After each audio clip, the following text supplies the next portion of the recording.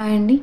ఈ వీడియోలో రీసెంట్గా జరిగినటువంటి 10th class pre public examinations 2 paper discussion చేస్తాను. సో పేపర్ వచ్చేసి first same as it is రామాయణానికి సంబంధించినటువంటి ఒక గద్యం ఇస్తారు. ఆ గద్యం కింద కొన్ని క్వశ్చన్స్ ఇస్తారు. సో గద్యం వచ్చేసి, సీతాదేవి దర్శనంతో ప్రధాన కార్యం ముగిసింది హనుమంతునికి. రావణుడు అతని సైన్యపు శక్తి సామర్థ్యాలను కూడా తెలుసుకోవాలనిపించింది. అందుకు అశోకవనాన్ని ధ్వంసం చేయడమే మార్గంగా భావించాడు. అనుకున్నంతా చేశాడు ఆ కపివీరుడు. రాక్షస స్త్రీలు పరుగు పరుగున వెళ్లి లంకేశునికి విషయం చెప్పారు. రావణుడు 80,000 మంది రాక్షసులను పంపాడు. హనుమంతుడు వాళ్ళను మట్టు పెట్టాడు. తనపైకి వచ్చిన జమ్ముమాలని, మంత్రిపుత్రులు 7గురిని, రావణుడి సేనాపతులు 5గురిని, అక్షకుమారుణ్ణి అంతమొందించాడు. చివరకు ఇంద్రజిత్తు బ్రహ్మాస్త్రాన్ని ప్రయోగించి హనుమంతుణ్ణి బంధించాడు. బ్రహ్మవరం చేత అది హనుమంతుని మీద క్షణకాలమే పనిచేస్తుంది. అయినా తాను దానికి కట్టుబడి ఉన్నట్లు నటించాడు హనుమంతుడు. రావణుని ముందు ప్రవేశపెట్టారతన్ని. రావణుడు అడగగా తాను రామదూతనని చెప్పాడు. శ్రీరాముని పరాక్రమం ఎలాంటిదో సభాముఖంగా చాటాడు. సహించలేని రావణుడు హనుమంతుణ్ణి చంపమని ఆజ్ఞ ఇచ్చాడు. దూతను చంపడం భావ్యం కాదన్నాడు విభీషణుడు. ఇతర పద్ధతుల్లో దూతను దండించవచ్చును అన్నాడు. సో ఇది మొత్తం గద్యం, రామాయణానికి సంబంధించినటువంటి గద్యం ఇచ్చారు. సో దానికి సంబంధించినటువంటి ప్రశ్నలు చూద్దాం. సో గద్యం ఇంకా కొనసాగింపుందమ్మా. హనుమంతుని తోకకు నిప్పంటించి లంకంతా కలియదిప్పమన్నాడు రావణుడు. బట్టలతో హనుమంతుని తోకను చుట్టారు, నూనెతో తడిపారు, తోకకు నిప్పు పెట్టి ఊరంతా ఊరేగిస్తున్నారు. హనుమంతుడు ఒక్కసారిగా ఆకాశంలోకి ఎగిరాడు. విభీషణుని భవనం తప్ప లంకకంతా నిప్పు పెట్టాడు. అందుకే సీతను చూసి రమ్మంటే లంకను కాల్చి వచ్చాడనే సామెత పుట్టింది. లంకలో హాహాకారాలు మిన్నుముట్టాయి. సో సీతాదేవి దర్శనం తర్వాత సో లంకానగరం చూడాలి అని అనుకుంటాడు హనుమంతుడు. సో అక్కడికి వెళ్ళిన తర్వాత తోకకు నిప్పు పెట్టి ఊరంతా తిప్పుతారు. సో విభీషణుని భవనం తప్ప లంక మొత్తం నిప్పెట్టేస్తాడు హనుమంతుడు. సో అందుకే చూసి రమ్మంటే కాల్చి వచ్చాడనే సామెత పుట్టింది. సో ఇక్కడ ఇచ్చిన క్వశ్చన్స్, హనుమంతునికి డాష్ కూడా తెలుసుకోవాలనిపించింది. ఇదిగోనమ్మా ఫస్ట్ వన్, రావణుడు అతని సైన్యపు శక్తి సామర్థ్యాలను కూడా తెలుసుకోవాలనిపించింది. సో ఆల్రెడీ అండర్లైన్ చేశారు. సో నెక్స్ట్ క్వశ్చన్ వచ్చేసి, రావణుడు పంపిన రాక్షసుల సంఖ్య. రావణుడు 80,000 మంది రాక్షసులను పంపాడు. డాష్ బ్రహ్మాస్త్రాన్ని హనుమంతునిపై ప్రయోగించాడు. ఇంద్రజిత్తు బ్రహ్మాస్త్రాన్ని ప్రయోగించాడు. విభీషణుడు డాష్ అని అన్నాడు. సో దూతను చంపడం భావ్యం కాదని అన్నాడు. సో పై గద్యంలో ఉన్న తెలుగు సామెత, చూసి రమ్మంటే కాల్చి వచ్చాడనే సామెత పుట్టింది. సో నెక్స్ట్ వన్, క్రింది పద్యాల్లో ఒక దానిని పూరించి భావం రాయండి. సో పద్యాన్ని పూర్తి చేసి దానికి సంబంధించిన భావం రాయాలి. సో 7th లెసన్ నుంచి ఒకటి, 11th లెసన్ నుంచి ఒకటి వచ్చింది. సో భిక్షా లెసన్, శతక మధురిమ లెసన్ నుంచి ఒకటి. శ్రీలేఖైన విభూషితుండే బాసిల్లన్ బుధుండవదులని గురుపాదానతికేల్. సో ఆ పద్యం రాయాలి, అలాగే భావం రాయాలి. అలాగే ఆ కంఠంబుగా నిబ్డు మాతుకర భిక్షానం, ఇవన్నీ ఇది రాసి దానికి సంబంధించిన భావం కూడా రాయాలి. So 5 marks. సో ఒక్కోసారి పద్యం ఇచ్చేసి ప్రతిపదార్థాలు రాయమంటారు, ఒక్కోసారి ఇలా వస్తుంది, పద్యాన్ని పూరించి భావం రాయమని అంటారు. సో లాస్ట్ టైం పద్యం ఇచ్చి ప్రతిపదార్థాలు రాయమన్నారు, ఈసారి ఇలా ఇచ్చారు. అంటే ఫ్రీ ఫైనల్ 1లో.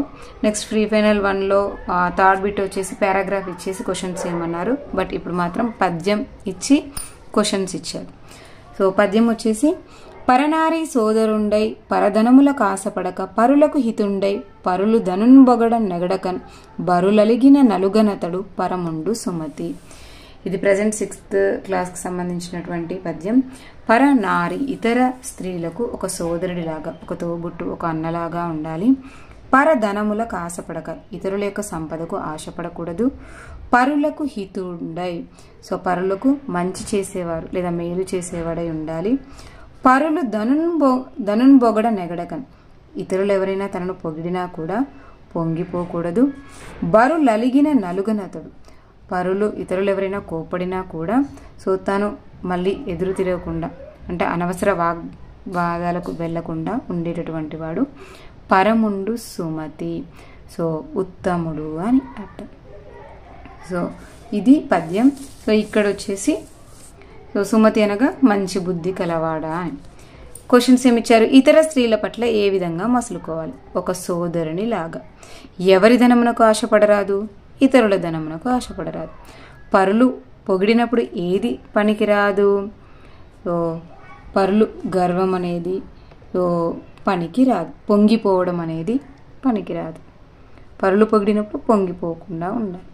పై పద్యంలో ఉత్తముడు అని అర్థం వచ్చే పదం పరముండు. సుమతి శతకకర్త ఎవరు? Baddena. So next one short question ఆన్సర్స్లో ఈ తెలుగు రేగడిలో జిగిమెండు మాతరో అన్న దాశరథి కృష్ణమాచార్యుల ఆంతర్యం ఏమిటి? సో థర్డ్ లెసన్లోని పద్యం. సో తెలంగాణ తల్లి 1 కోటి మంది తెలుగు పిల్లల్ని పెంచావు, వాళ్ళకి సరైన వయసు రాగానే కత్తులను ఇచ్చావు, భుజబలాన్ని ఇచ్చావు, నవాబుతో పోరాడమన్నావు.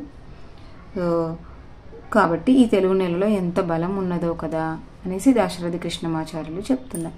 సో ఆ పద్యం యొక్క భావం మొత్తం రాసి దానికి కారణం ఇది అనేసి చెప్పడం. సో ఈ తెలుగు నేలలో రేగడిలో అంటే నేలలో భూమిలో జిగి బలం ఎక్కువ ఉంది తల్లి అని. నగరగీతం పాఠం రచించిన కవి గురించి రాయండి. సో అలిశెట్టి ప్రభాకర్. నగరగీతం పాఠం కవి అలిశెట్టి ప్రభాకర్ గురించి. నెక్స్ట్ ప్రజలందరికీ చదువు వల్ల కలిగే ప్రయోజనాలు ఏమిటి? ఇది మీరు ఓన్గా రాసేదే, ఈజీ క్వశ్చన్.